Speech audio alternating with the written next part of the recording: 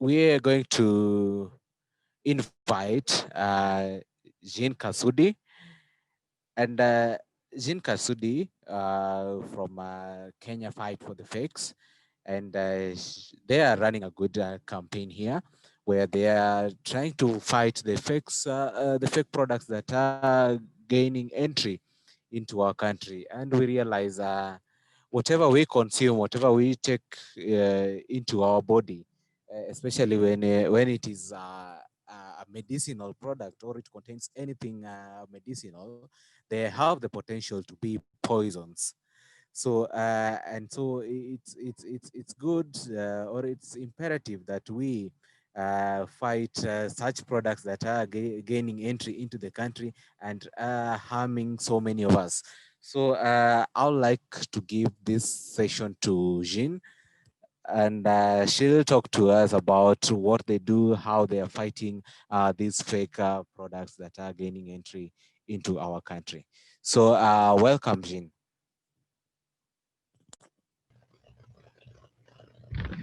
Thank you, Michael. Okay. Thank you. So, hey everyone. My name is Jean Kasudi. I am the student lead at Kenya Phillips. Next slide, please.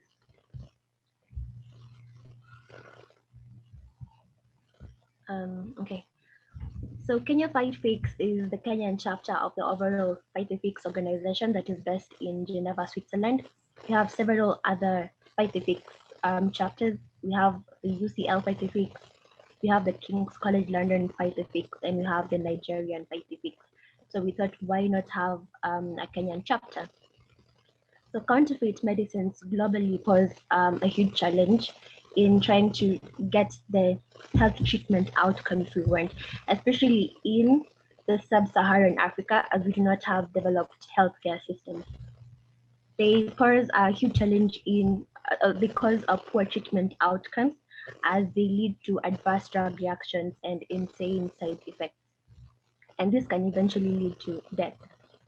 We have had recent reports showing increased in illegal trade of counterfeit medicines in chronic diseases such as diabetes, cancer, and hypertension. It's causing a very, very huge challenge. So what are our objectives as Kenya Scientific? We hope to create public awareness and educate local communities on the ground on substandard, counterfeit, and falsified medicines through campaigns and various publications. We also hope to educate medical students through detailed courses on the simple tests we can do to actually identify these drugs. By educating medical students, we hope to educate future doctors as they will graduate and become the doctors in practice. And not only do we want to have these courses to guys doing MBCHP, pharmacy, nursing students, but also MLST, biochemistry students, and the likes. We also hope to have publication on articles on matters revolving falsified, counterfeit, and substandard medicines. And we also hope through these articles to highlight efforts and innovations by individuals or groups who are championing increased access to safe medicine. Our final objective is to hope to host events and delegate engagement with stakeholders on increasing access to safe medicines to communities. And by stakeholders, we not only mean industries or government bodies, but also communities, health practitioners, and medical students, because we are all involved in this. So just maybe to highlight what falsified, the difference between falsified, counterfeit, and substandard medicine. The previous slide, just the very okay.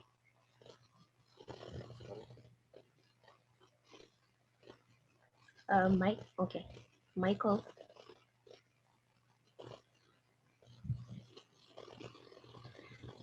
Just to highlight the difference between falsified, substandard, and counterfeit medicines. Falsified medicines is medicine that has been branded the name of the brand that produces medicine, but it doesn't contain the active ingredient of the drug. Counterfeit medicine is medicine that claims to do a particular thing, but it doesn't. And substandard medicine is medicine that doesn't have the required active ingredient of the drug. So what it ends up doing is creating resistance to something like antimicrobial resistance. Okay, next slide, please.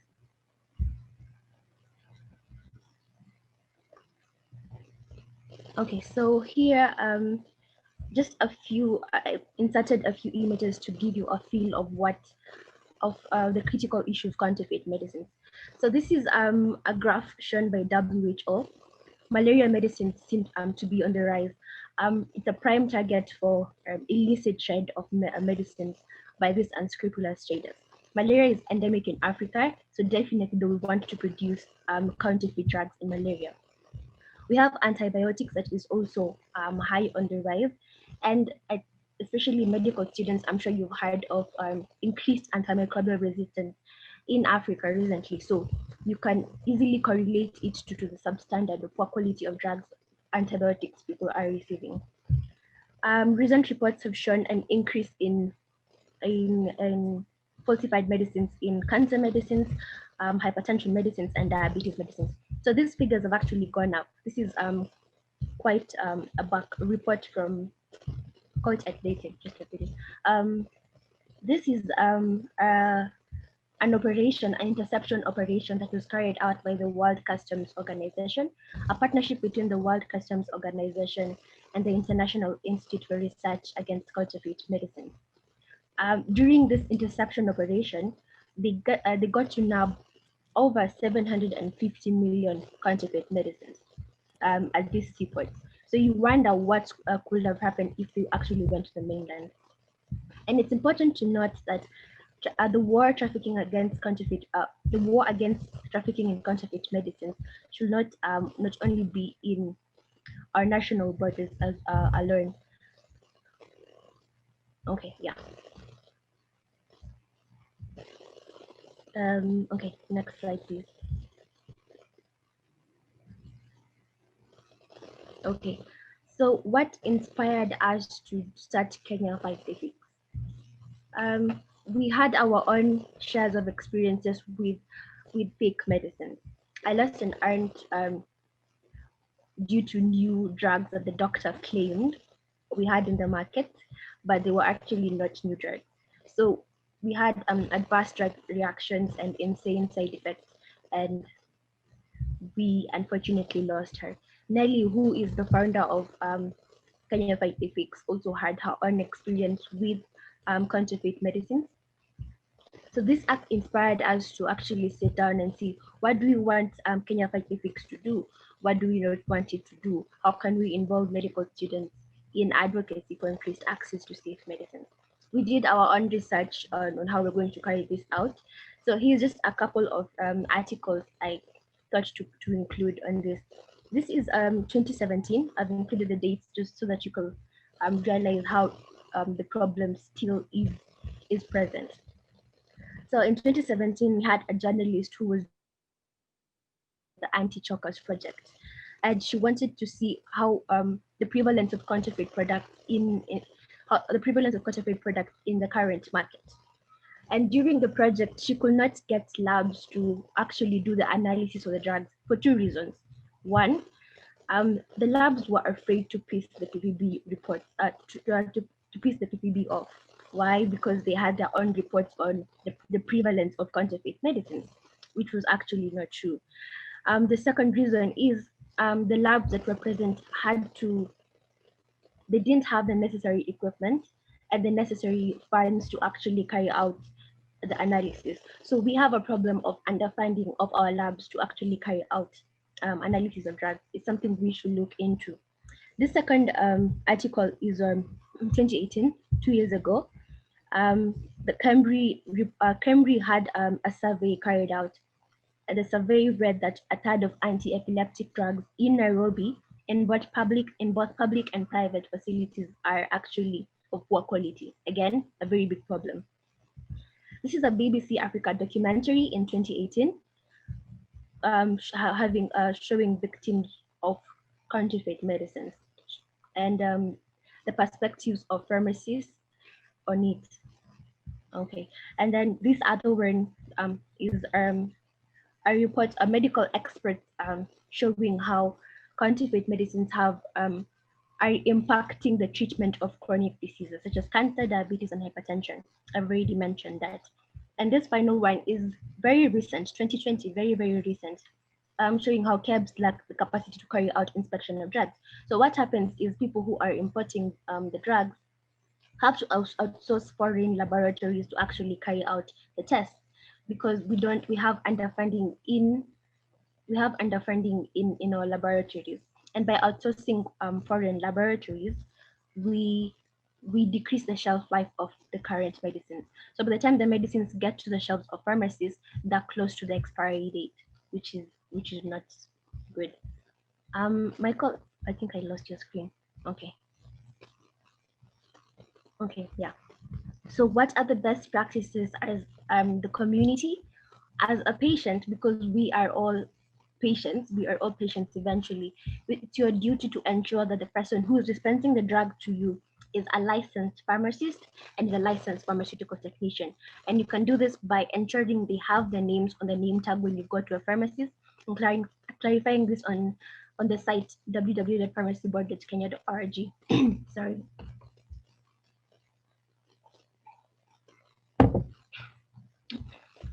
And then, sorry, you have to ensure you buy the complete pack and check the expiry date just to make sure it's good for consumption. We should encourage random inspection of quality of medicines and pharmacies by regulatory bodies and shutting down of illegal pharmacies. We have a lot of mushrooming of illegal pharmacies, especially in the slums in Nairobi. A very, very big problem. We should encourage education on simple identification tests to pharmacists and pharmaceutical technicians to the drugs that are already in the pharmacies. On your right here is a simple test to check for the quantity of active ingredients. I'd like to get into it, but it's quite detailed. But it's one of the tests we aim to teach in our detailed courses to the medical students. We could also have regulatory bodies increasing inspection at the ports of entry, and then equipping Kenyan laboratories with necessary equipment to carry out these tests efficiently. And then you, as a patient, taking caution when purchasing drugs from online pharmacies. Okay, thank you. Next slide.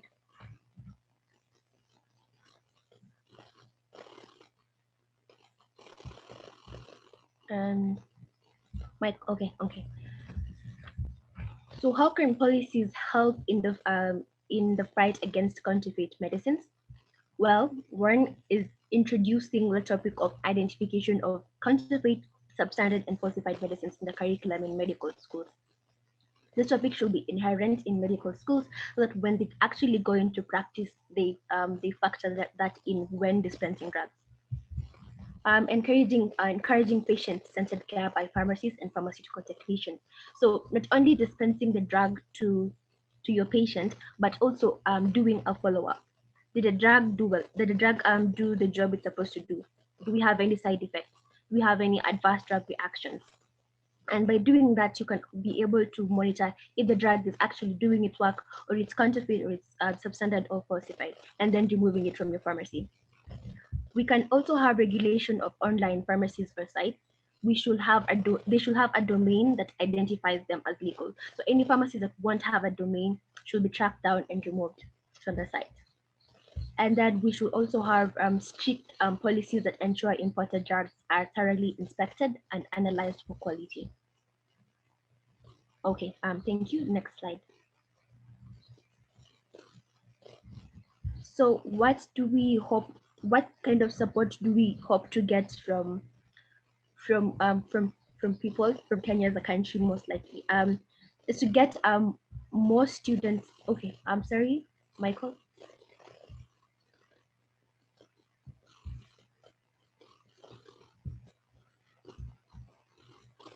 Okay.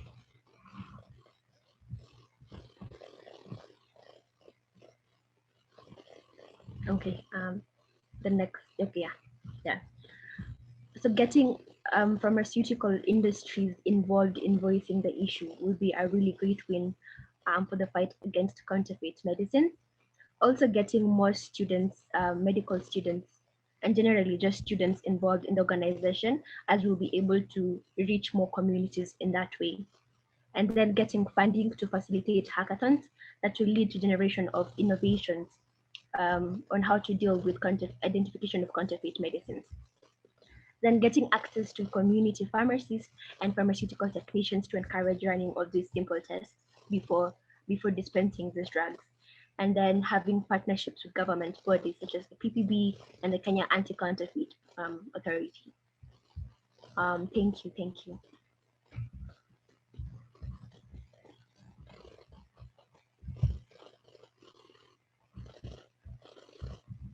Um,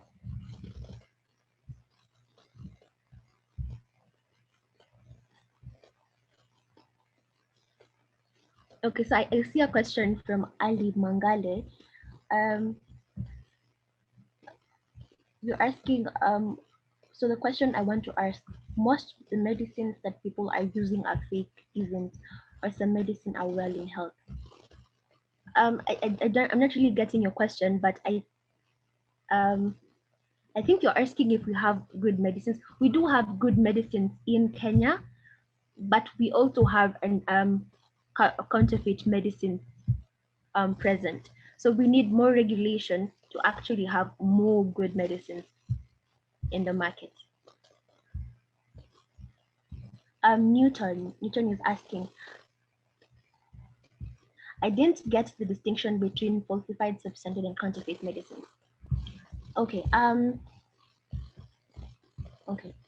So falsified medicine is how do I put it? It's let me see. Substandard medicine is is a drug that contains a little component of the active ingredient. So if the drug is supposed to contain 20% of the active ingredient, the substandard medicine will contain 5% of the active ingredient. And we do not usually want poor quality drugs, because what it does, it will create resistance to the infection. If you have any bacteria, the bacteria will develop resistance to that particular infection. Um, Counterfeit medicine is a drug that is branding itself, and it claims to contain this particular items or ingredients, but then it doesn't. Falsified medicines, these are brands, these are drugs that are, they use the brand of the drug that already exists in the market, claiming to be that particular drug, but are not that particular drug. I really hope when we'll be rolling out courses, you might also want to get to join the courses, and maybe you will get a good description of what I'm saying. I really hope that I will have a presentation for that, but you might not get the picture of what I am actually saying. But thank you, Newton. Thank you. Enlighten us in the training for identification and counterfeit. So we'll have a training program rolled out, but first you have to apply to be a member for the Kenya Fight the Fix organization. We're just starting out, so we do not really want to expand so fast without actually scaling up what we want to achieve. So you might want to, I think, let me put an email. You might want to join Kenya Fight the Fix organization and get a membership, and you'll definitely be enrolled for the courses.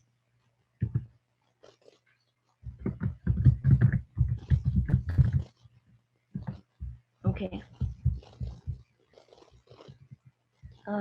Just a minute. If I do skip your question, sorry.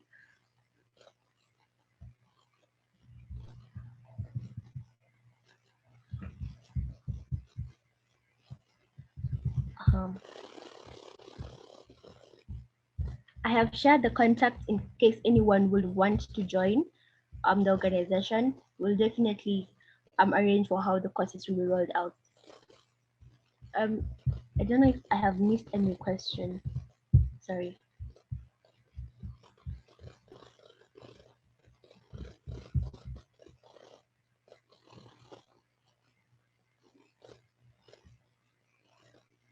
Not all generic drugs are counterfeit. We just have a few. Generic drugs are not bad. They're good to create access to medicines to people who cannot afford expensive drugs. Michael, I don't know, could you help me see if I have missed any questions?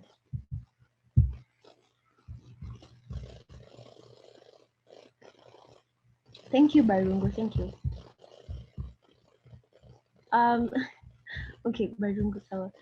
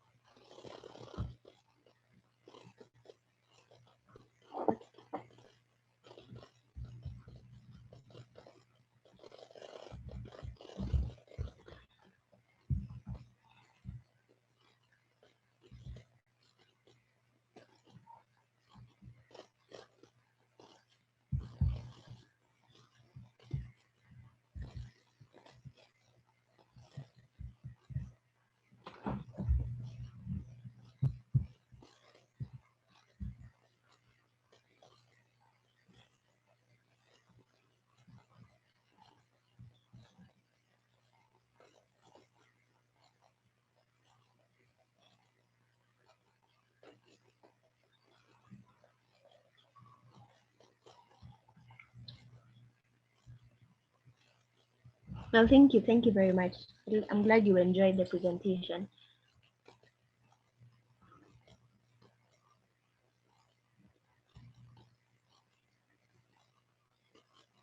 Karen, I'm seeing what steps are you doing to regulate the prescriptions only medicine in the community pharmacies, much as we might have qualified personnel? We want to do training. I think in one of the things we hope to achieve is to do training to pharmacists or pharmaceutical technicians and have them also take up the courses on the simple identification tests um, to see if the drugs they're doing actually have the required active ingredients. I hope I've answered your question. Monica, how does one differentiate a fake drug from genuine ones? Definitely contact us and we will enroll you on the course. It's quite detailed. Um, okay.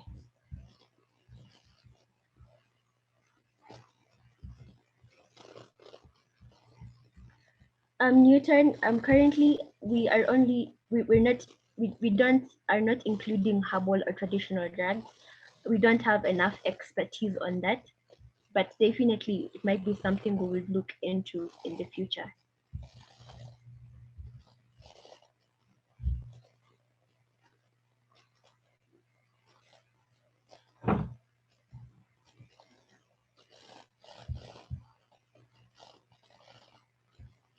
Okay, thank you very much, everyone. I will share the details for our social media handles and our email as well. So in case anyone is interested, feel free to reach out to us. Thank you very much.